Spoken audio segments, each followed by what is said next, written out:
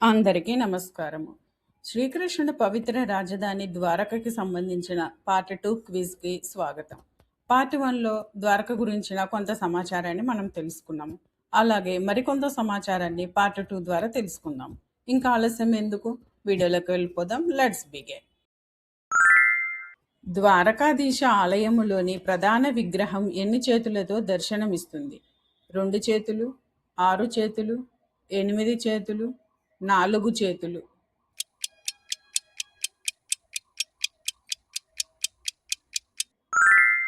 4 చేతులు. ద్వారకాధీశుడు చతుర్భుజ నారాయణ స్వరూపములో శంఖం, చక్రం, గద, పద్మాలతో దర్శనమిస్తారు. ద్వారకాధీశ ఆలయ శిఖరం సుమారు ఎంత ఎత్తులో ఉంటుంది? 30 మీటర్లు, 43 మీటర్లు, 78 మీటర్లు, 100 మీటర్లు.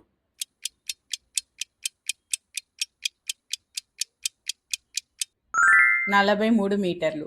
ఆలయ శిఖరం సుమారు 43 మీటర్ల ఎత్తులో ఉండి దూరం నుంచే కనిపిస్తుంది. ద్వారకాధీశ ఆలయ ధ్వజం సుమారు ఎంత పొడవుగా ఉంటుంది? 12 గజాలు, 24 గజాలు, 52 గజాలు, 108 గజాలు.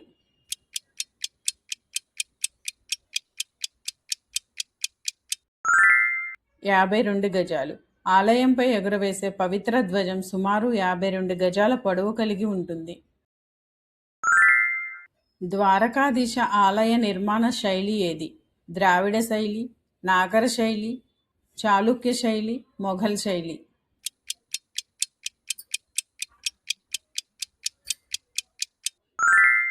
చాళుక్య శైలి.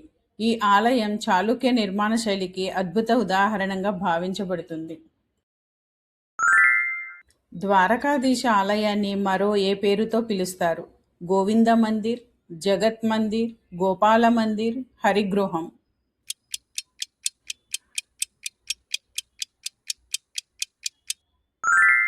జగత్ మందిర్. ద్వారకాధీశ ఆలయం జగత్ మందిర్ అనే పేరుతో కూడా ప్రసిద్ధి చెందింది.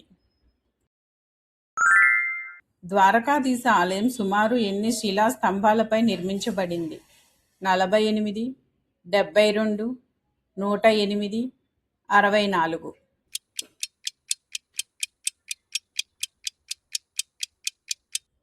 72.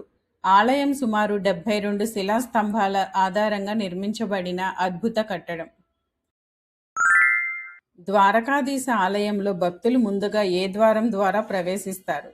స్వర్గద్వారం, మోక్షద్వారం, విజయద్వారం, గరుడ ద్వారం.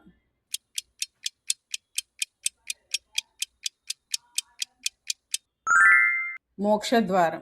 ద్వారకాధీశ ఆలయంలో భక్తులు మోక్షద్వారం ద్వారా ప్రవేశించి దర్శనం అనంతరం స్వర్గద్వారం ద్వారా బయటకు వస్తారు.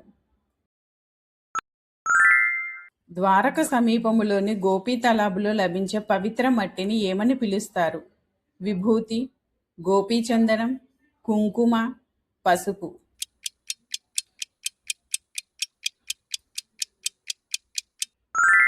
గోపీచందనం. గోపీ తలాబులోని పసుపు రంగు పవిత్ర మట్టిని భక్తులు గోపీచందనముగా నుదుట ధరిస్తారు. స్వర్గద్వారం నుంచి గోమతి ఘాటుకు వెళ్ళడానికి సుమారు ఎన్ని మెట్లు దిగాలి? 18, 56, 72, 108.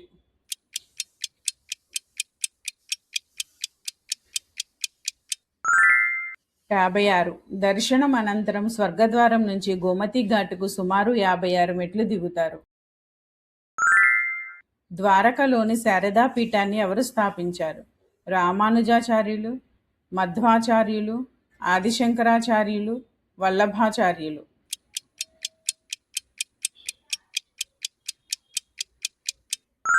ఆదిశంకరాచార్యులు. భారతదేశంలోని 4 ప్రధాన పీఠాలలో ఒకటైన ద్వారకా శారదా పీఠాన్ని జగద్గురు ఆదిశంకరాచార్యులు స్థాపించారు. ద్వారకా నగరానికి ద్వారకా అనే పేరు రావడానికి ప్రధాన కారణం ఏమిటి? అక్కడ ఎన్నో దేవాలయాలు ఉండటం, సముద్ర తీరంలో ఉండటం, అనేక ప్రవేశ ద్వారాలు ఉండటం, యాదవుల రాజధాని కావటం.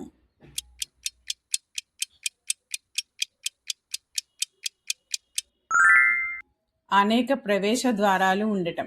ద్వారక అంటే ద్వారాలు కలిగిన నగరం అని అర్థము. అందుకే ఈ నగరానికి ఆ పేరు వచ్చింది.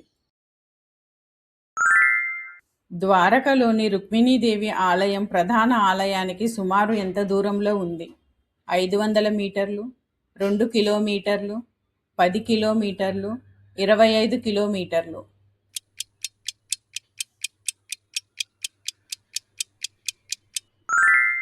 2 కిలోమీటర్లు. రుక్మిణీదేవి ఆలయం ద్వారకాధీశ ఆలయానికి సుమారు 2 కిలోమీటర్ల దూరంలో ఉంది. ద్వారకాధీశ ఆలయ శిఖరంపై ఉన్న ధ్వజాన్ని సమర్పించడం భక్తులు దేనిగా భావిస్తారు? రాజసంపదకు గుర్తు, యాత్ర ముగింపు, అత్యంత పవిత్ర సేవ, కేవలం పండుగ ఆచారం.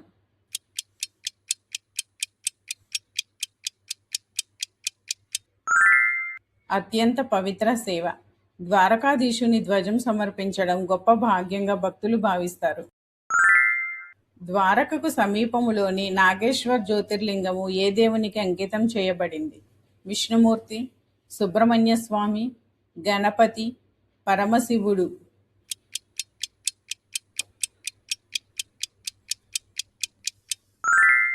పరమశివుడు. నాగేశ్వర ఆలయం ద్వాదశ జ్యోతిర్లింగాలలో ఒకటైన ప్రసిద్ధ శివక్షేత్రం. ద్వారకాధీశ ఆలయంలో ప్రతిరోజు జరిగే ప్రధాన సేవల్లో ఒకటి ఏది? రథోత్సవం, మంగళహారతి, బ్రహ్మోత్సవం, కళ్యాణోత్సవం.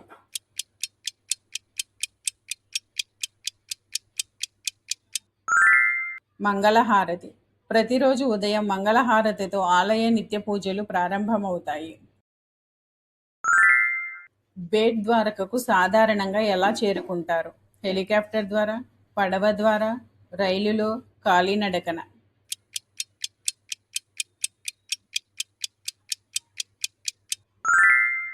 పడవ ద్వారా.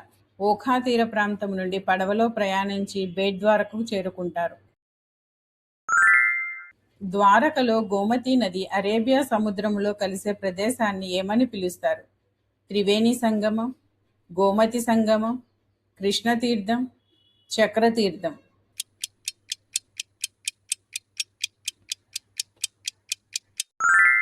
గోమతీ సంగమం. గోమతీ నది అరేబియా సముద్రంలో కలిసే పవిత్ర స్థలాన్ని గోమతీ సంగమం అని పిలుస్తారు. భక్తులు అక్కడ స్నానం చేసి ద్వారకాధీశుని దర్శించుకుంటారు. ద్వారకా యాత్రలో గోమతి ఘాట్లో స్నానం చేసిన తర్వాత భక్తులు సాధారణంగా ఏమి చేస్తారు? సముద్ర యాత్ర, ద్వారకాధీశుని దర్శనం, నాగేశ్వర యాత్ర, బేట్ ద్వారకకు వెళ్తారు.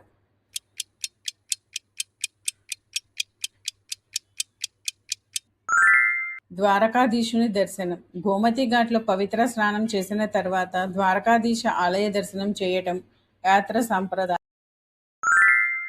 ద్వారక ఏ హిందూ యాత్ర సాంప్రదాయములో అత్యంత ముఖ్యమైన క్షేత్రంగా పరిగణించబడుతుంది? పంచకేదార్, చార్ధామ్, పంచభూత క్షేత్రాలు, నవగ్రహ క్షేత్రాలు.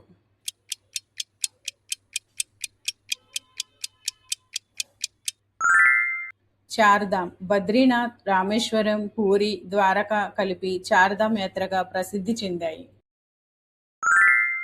ద్వారకను సందర్శించే భక్తులు సాధారణంగా చివరగా ఏ క్షేత్రాన్ని కూడా దర్శిస్తారు? అక్షర్ధామ్, నాగేశ్వర్ జ్యోతిర్లింగం, తిరుమల, సోమనాథ్.